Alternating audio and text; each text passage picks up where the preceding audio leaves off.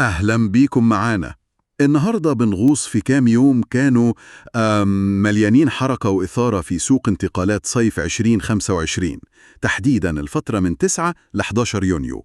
المصادر اللي بنعتمد عليها هي ملخصات من تقرير بيتابع السوق ده. مظبوط.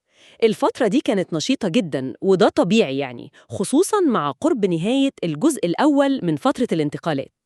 اللي السنة دي الوضع مختلف شوية بسبب كأس العالم للأندية، مش كده؟ بالظبط، البطولة الجديدة الموسعة دي هي اللي خلتهم يقسموا فترة الانتقالات. عشان كده عملوا الفترة الأولى القصيرة دي. أيوة، من 1 ل 10 يونيو مخصوص عشان الفرق اللي هتشارك في كأس العالم للأندية اللي هتبدأ يوم 15 تلحق تسجل لعيبة جديدة. دي حاجة أول مرة تحصل بالشكل ده. تمام. ومهمتنا بقى نفهم أهم الصفقات اللي حصلت، ونفهم كمان تأثير القواعد المالية على كل ده. يلا بينا نشوف إيه اللي حصل يوم 9 يونيو بالتحديد. يوم 9 ده كان فيه حركة كويسة. مانشستر سيتي اتحرك بسرعة، جابت ظهير الأيسر رايان آيت نوري من وولفرهامبتون. الصفقة كانت بكام؟ حوالي 43 مليون يورو. صح، 43 مليون يورو. وتشيلسي كمان كان نشيط ووقع مع مامادو سار من ستراسبورغ بحوالي 20 مليون يورو. امم يعني الأندية الإنجليزية داخلة بقوة كالعادة. أكيد. الصفقات المبكرة دي خصوصا من البريمير ليج بتوري قوتهم المالية وكمان استراتيجيتهم إنهم يخلصوا الأهداف المهمة بدري. يمكن عشان يقللوا المنافسة؟ بالظبط، وكمان عشان يجهزوا لكأس العالم للأندية. بس خد بالك من صفقة جوناثان تاه لبايرن ميونخ. دي اللي كانت غريبة شوية.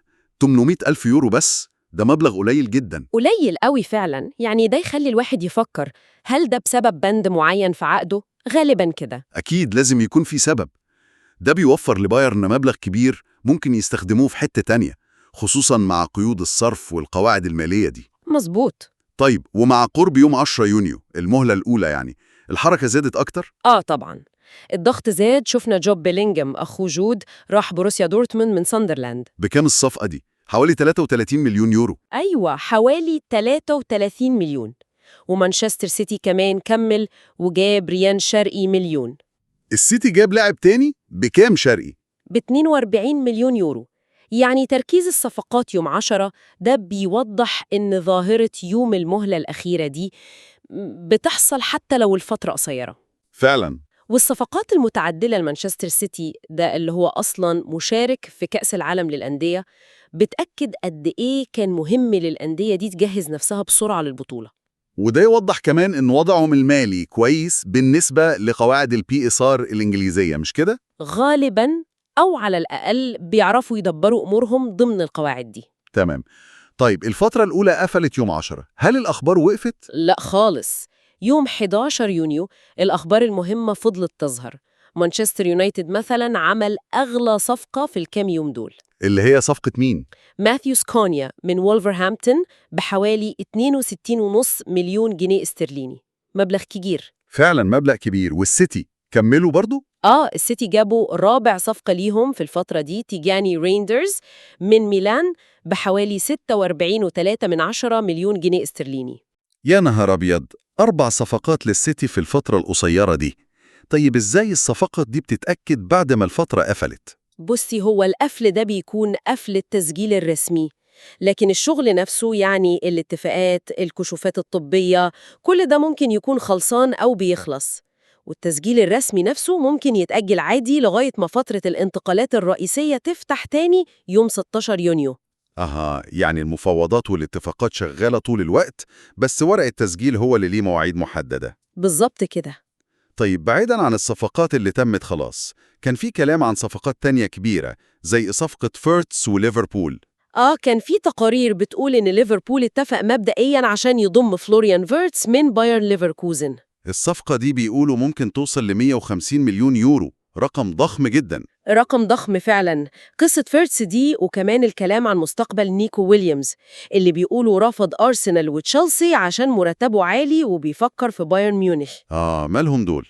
القصص دي بتوضح نقطة مهمة قوي، إزاي طلبات اللاعبين المالية والمرتبات جوه الأندية بتأثر بشكل كبير على الانتقالات، خصوصاً في وجود القواعد المالية الصارمة زي البي اس ار في إنجلترا والFFP بتاعة اليويفا القواعد دي بتحاول تمنع الأندية إنها تصرف أكتر من دخلها بكتير يعني. والقواعد دي مش مجرد كلام وخلاص، ليها تأثير فعلي. شفنا برشلونة مثلا.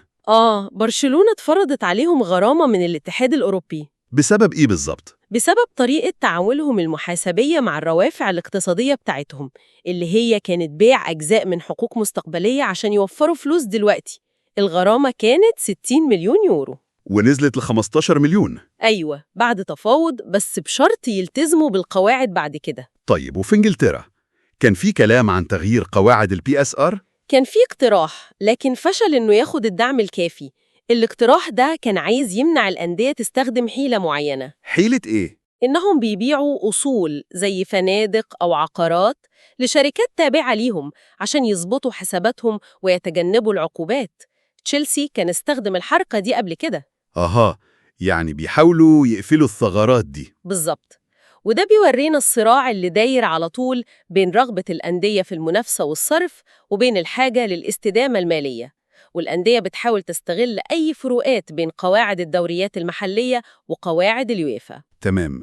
يعني لو حبينا نلخص الصورة كده. الصورة الأكبر بتقول إننا قدام سوق انتقالات متأثر جداً بحدث كبير زي كأس العالم للأندية الموسعة، وفي نفس الوقت السوق ده مقيد ومعقد أكتر بسبب القواعد المالية اللي بتتطور وبتتشدد.